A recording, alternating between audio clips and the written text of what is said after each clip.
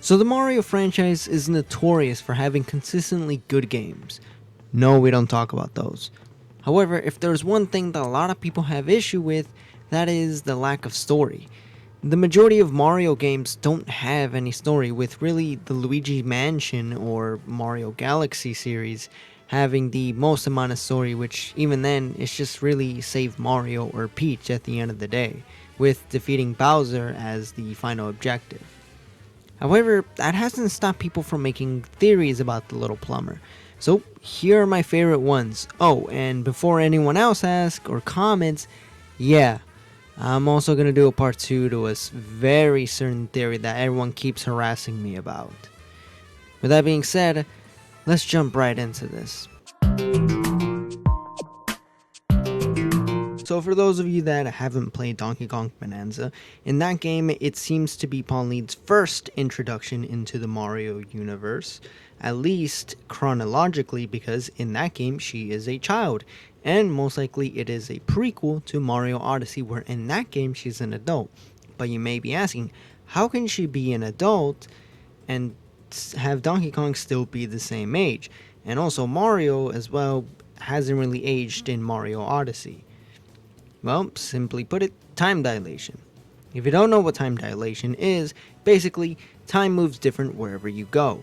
So say if I'm here on Earth and you're on Mars, time is going to work different, we're going to age different.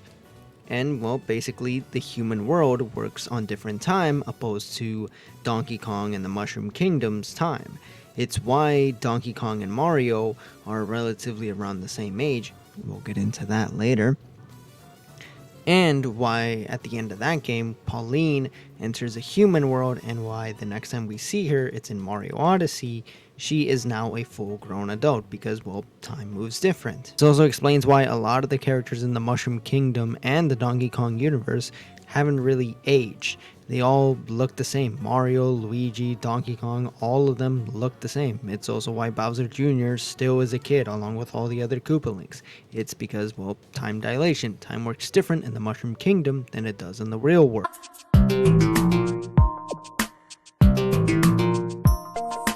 So everyone knows that Cranky Kong is the original DK. Everyone knows that, it's been confirmed.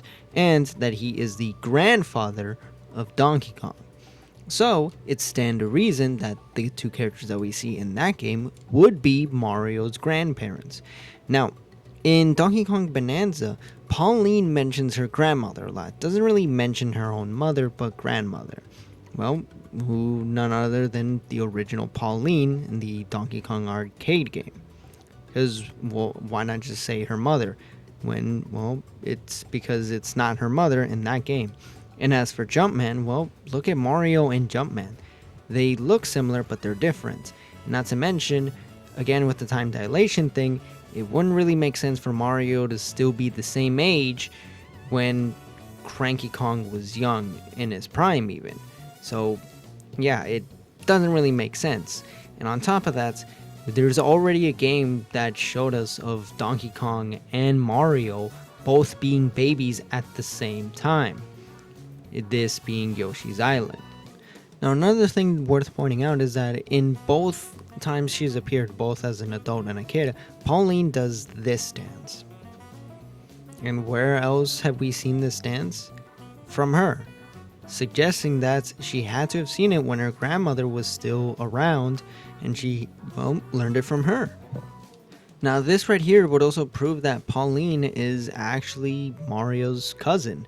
Not his sister, as again in this game she is little, and I feel like Mario would be a little bit concerned in finding out that his little sister disappeared and then reappeared, but actually suggesting that this might actually be his baby cousin. But of course, because of time dilation, she grew up an adult the next time they meet. And this would actually explain why there's no real romantic interest in any of the interactions both Mario and Pauline have had. It's because they're related. Now, if we run with this actually creates perfect synergy, as Cranky Kong is in the same generation as Jumpman and Lady. Then this leads to DK Jr. with Mario's parents, which then fast forward to Yoshi's Island DS. Mario and DK and a couple others are seen to be around the same age, which would then lead us to Mario entering the Mushroom Kingdom around the age of 24. Yeah, he's 24 according to Nintendo. Sometime later, the events of Donkey Kong Bonanza happen, with Pauline going back into the human world, and with time working different in the Mushroom Kingdom and in the human world established earlier. Mario goes back into the human world in Mario Odyssey to meet Pauline, who is now the mayor. And probably all the DK and Mario games happened after, as we see Pauline and Mario being around, well, the same age as we saw them in Mario Odyssey. And yeah, that's pretty much the whole Mario timeline explained right there. As to why the characters don't really age, well, time dilation. Time works different in the Mushroom Kingdom, and I believe Mario is now 25 canonically in the Mario universe. So this theory basically explains that a lot of the Mario adventures, per se, didn't really happen, at least after the first Mario game. Basically, the first Mario games, the very first ever Mario game, Super Mario Bros. On the NES, was the real adventure that Mario had. After that, everything else was fake and orchestrated and really made for movie or for Hollywood business. Here's what I mean. The second Mario game, that's a dream, alright, hands down. So, this leads to Mario then making a play about his dreams or his so-called adventures in the Mushroom Kingdom. It's also been confirmed that Mario Bros. 3 is actually a play.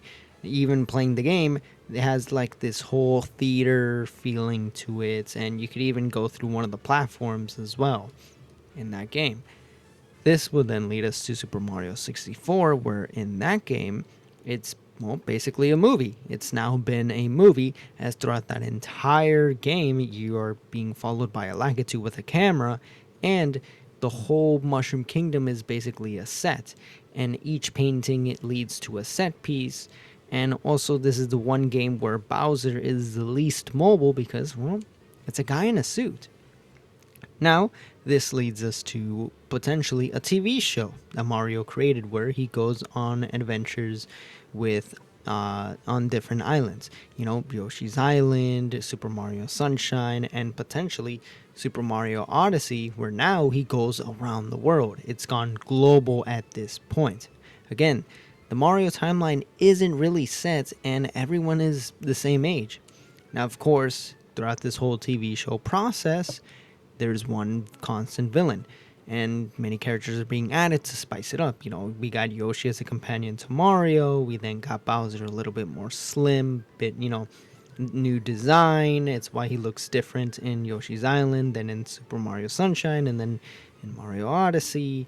And he also has his own kids, and he has Bowser Jr. Again, things to spice it up a bit for the TV show. This would also explain why Yoshi's Island is also written and played like a book. It's a book for kids.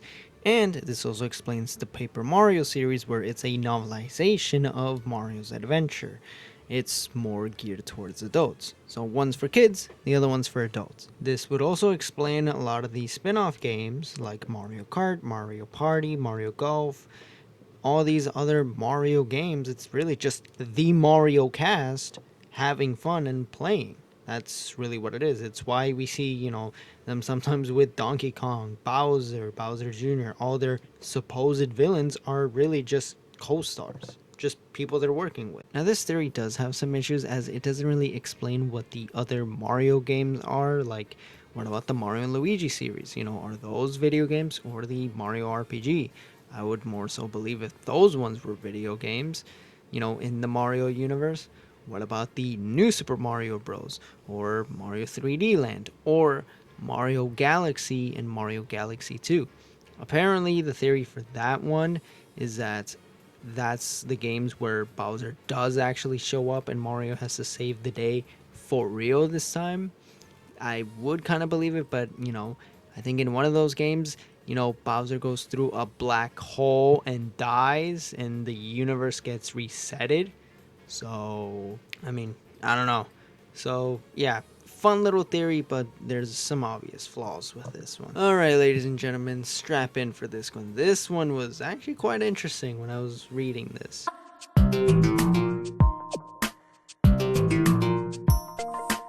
So the theory basically states that Kamek has sort of been the villain and the main antagonist of the Super Mario games from the very beginning, just using Bowser as a frontman.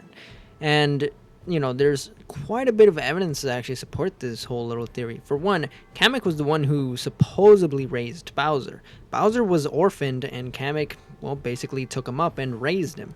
Now, I find it weird how Bowser's the only one of his kind. There is no one else. At least not until after in his adulthood, where we have, people like the Koopalings and Bowser Jr., but for the most part, it's really just Bowser on his own. And also, in some of the other Mario games and also some of the spin-offs, we always see Mario and Bowser sort of working together, always interacting, and there doesn't really seem to be any type of hatred. And plus, really, Bowser's plan is just to capture the princess. It's never anything more. Yeah, sometimes he captures the Mushroom Kingdom as a whole or turns it, but he never really tries to take over the world or turn, enslave all the inhabitants. Nothing like that. Kamek, on the other hand, seems much more hostile. They're very aggressive towards, the Mario brothers, even when they were children as well. Heck, he even kidnapped Luigi when he was a baby. There's definitely a more distinct hatred towards the Mario brothers with Kamek than there is Bowser. Bowser just hates them because they're always foiling his plans, they're always, beating him up. What's interesting is that if you look at the original Super Mario Brothers instruction booklet, it talks about how the Koopa Kingdom, when they invaded the Mushroom Kingdom, they had used their black magic on its citizens, which, if you look at Bowser doesn't really ever use magic. He has people that use magic, and, well, who's the one person that is notorious for using magic and is known as a Magic Koopa? Kamek, of course. And also, it just seems much more in line with his character to turn something, like the toads and other objects into bricks. Heck, we even see him as one of his attacks whenever he uses his magic on, say, non-human items or people, they turn into objects. Again, it's Kamek working behind the scenes. Another thing that supports this theory is the fact that you always see Kamek bringing back the villains. He's always reviving Bowser, or he's always helping out the Koopalings and Bowser Jr. either by powering them up or powering their weapons up. It's always Kamek. Who's to say that Kamek isn't really the one, behind everything? He's trying to make sure everything works. That his plan to take over the Mushroom Kingdom and possibly the world succeeds. So earlier I brought up the King Boo theory, which if you haven't seen, I suggest watching it, but the main gist of it is the fact that King Boo has taken over Bowser's body, and it's the reason why a lot of these Bowser schemes in recent Mario games have always gone, more crazy or more grand, that whole thing, and why his defeats are always more brutal than the last. Well, if we were to take this into consideration and change that theory up, it could be that both Kamek and King Boo have been working together since the beginning. It would explain why sometimes, Kamek's magic isn't enough. Sometimes you have to have, the literal king of the dead bring back everything. It would explain why Bowser would survive a black hole or a supernova, or, having him burn alive to the point where there's nothing but bones, back from the dead. It probably makes more sense with this theory in mind, because one of the things that theory didn't really make sense was the fact that, at one point, Kamek somehow finds out that King Boo's behind everything and, exorcises him out or, casts him out, which didn't really explain. But with this theory, it basically makes sense. So yeah, Kamek is the one behind everything. King Boo is basically his second in command. And Bowser is really just a puppet. It could be that he doesn't want to do any of this. He just wants to find love. It's why he has a lot of Koopalings, why they're all adopted. And really his only real son is Bowser Jr., which I wouldn't be surprised if he's just a clone created by Kamek. But at the end of the day, those are all theories. A Mario... Nah, I'm not actually going to do that. Anyways, thank you guys for watching. This video's done. Alright, I'm out of here.